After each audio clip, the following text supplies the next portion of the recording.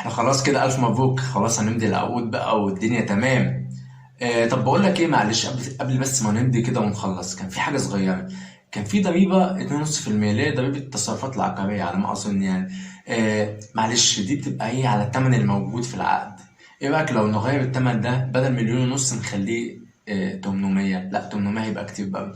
طب نخليها 700. حاسس انها كتير. لا 600 خلاص. وبعدين يا عم احنا مفيش ما بيننا اي الكلام ده كله يعني، الفلوس تحت الرجلين.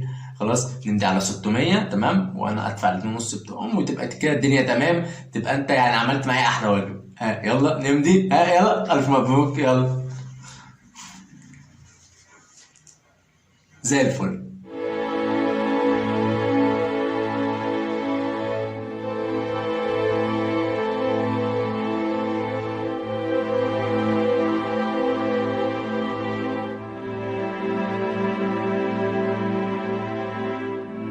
هاي موكل العزيز، عامل ايه اخبارك؟ يا رب تكون بخير دايما. ده كورس ازاي تشتري شقه بشكل قانوني سليم. معاكم جرجس سعد المحامي. موضوع حلقتنا النهارده، اكتب الثمن الحقيقي في العقد ولا لا؟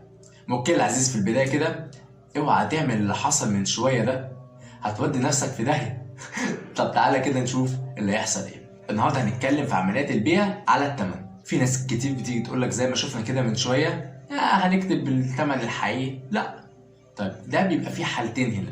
في حاله بالناس تيجي تقول لك ايه، لا يا عم مش هنكتب عقدين ولا اي حاجه، هو عقد واحد تمام وهنكتب فيه الثمن اللي احنا متفقين عليه وخلاص. يعني زي ما احنا لسه شايفين، لو الشقه ب1.5 مليون نكتب 800 نكتب 700 ومحدش عارف، وحتى ما يبقاش في عقد تاني ولا اي حاجه. بتكتب عقد واحد بالثمن السوري، بانك بتكتب عقدين، عقد بالثمن الحقيقي والعقد التاني بالثمن السوري، وتقول له ايه، انا هخلي العقد الحقيقي ده على جنب واحنا نروح نسجل بالعقد السوري ده ومفيش اي مشكله.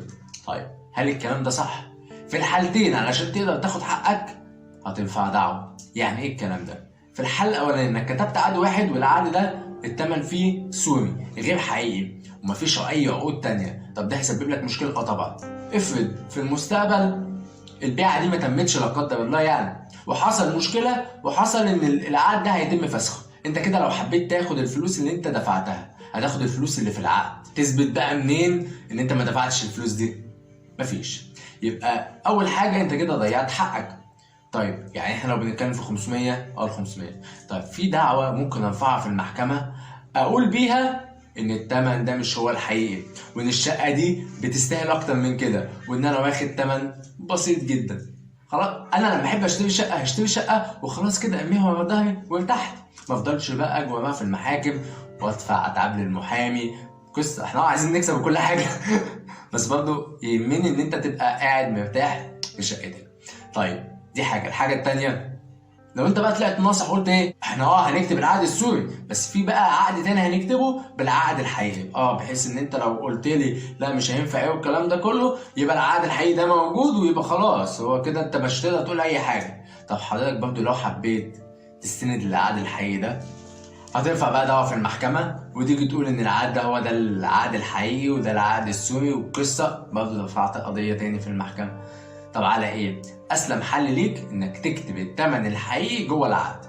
الصراحه مفيش احسن منها. لو ما عملتش كده وحصل اي نزاع لا قدر الله في المستقبل على اي حاجه، حضرتك هتطالب انك تاخد حقك عن طريق المحكمه، ودي بيبقى ليها طبعا اجراءاتها، واجراءاتها تطول شويه. حضرتك بتقول لا انا ما بستحملش الاجراءات دي والكلام ده كله، ما هو دي اجراءات لازم نضمن الحق يوصل لاصحابه. كان معاكم جرجس سعد المحامي، ودي الحلقه السادسه من كورس ازاي تشتري شقه بشكل قانوني سليم.